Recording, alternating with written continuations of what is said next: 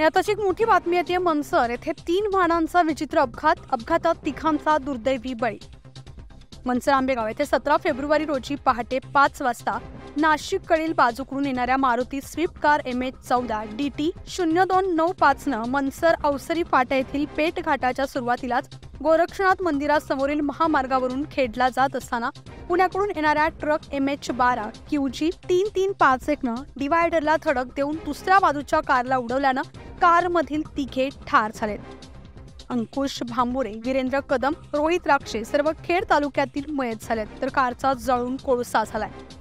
कारवर truck driver जखमी झाले आहेत। याच नियंत्रण सुटलेल्या ट्रकनं बंद पडलेल्या कंटेनरला जोरात धडक दिल्यानं कंटेनर PB 10GK 5315 मध्ये झोपलेले 2 ड्रायव्हर किरकोळ जखमी झालेत। आज सकाळी अपघातग्रस्त वाहनं पोलीस व नागरिकांनी क्रेनच्या मदतीनं हलवल्यानं वाहतूक कोंडी कमी झाली आहे।